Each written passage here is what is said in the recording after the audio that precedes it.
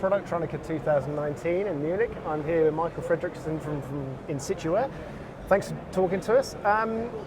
You just before we came on air, you were talking about a few things you're doing here, which is it seems an intuitive thing, but being able to measure materials to allow to know what you're handling and to get consistency seems a fundamental thing. But yes, you're actually opening a few people's eyes here by the sounds of it. Yes, exactly, exactly. So Insituware got its start by looking at materials and materials in motion. So as we look at an electronics factory, we use materials basically to produce the entire electronic product, everything from laminates all the way through soldering materials, all the way through coatings and masks and other things. And so what we're doing is we're focusing on measuring those materials as they come into your factory, as you're using them, and then as a diagnostic tool, if during the manufacturing process you want more information about its contribution to a particular issue, you can focus on that. We're first focusing on soldering materials. Right.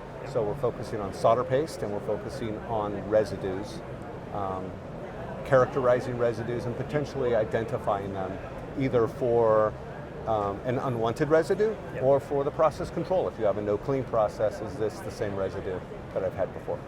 And it seems a fundamental thing to know what you're actually dealing with, to be able to measure and improve, increase efficiency or whatever. So what kind of questions are people coming to you with? You said before as well, you've got from your reps, you get customers coming back with, can you do this? Right. So I think what we're getting early on is there's been an example that one of the reps came in with, which is a manufacturer received some solder paste that happened to get lost in the mail. So when it arrived, it was no longer chilled. It was no longer chilled to the level. It was evidently a custom solder paste, so it would take time to get another one.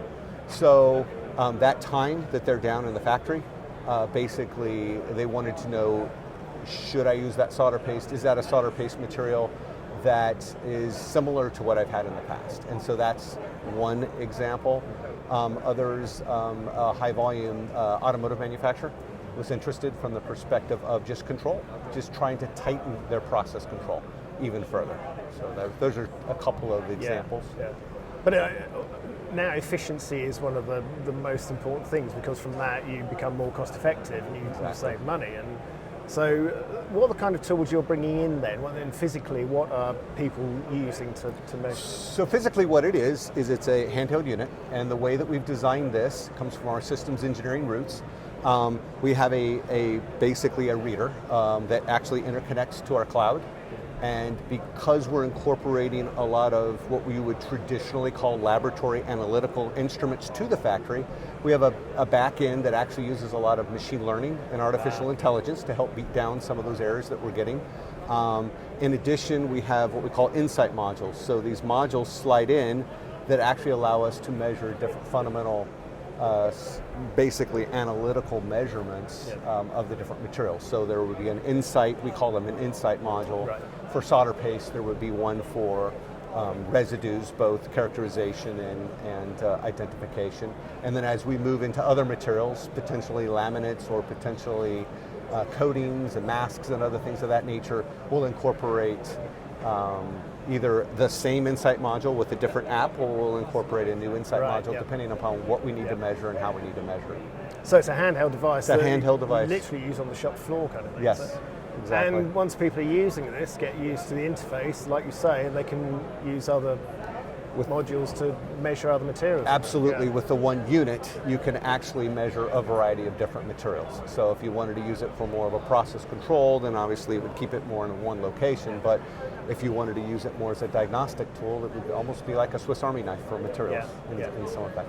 And is the actual device quite technical, or is it aimed at the operator on the shop floor? It's aimed at the operator. Yeah, it's very much aimed at the operator. That's some of the early feedback we got when we first started this. Interviewed quite a few process engineers that I've known in the industry for years, and they said you got to keep this thing very simplistic. So we actually have a checklist. So in the diagnostic side, it actually walks you through a complete checklist. It doesn't. Measuring the material is part of the checklist.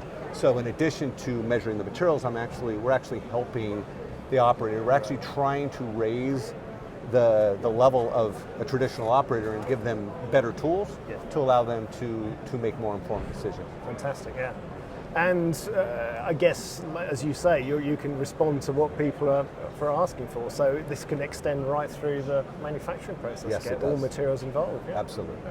Very exciting. So a show like this must be a great. I mean, actually, you said you just literally came from somewhere. Yeah, I went from a material manufacturer here, and I started explaining what we were doing, and their head of research was here, and they actually came over and started giving me a list of things that they could use to better assist their use of materials in a factory environment. So a lot of the material manufacturers are, because we're using fundamental science, we're not coming up with our own method.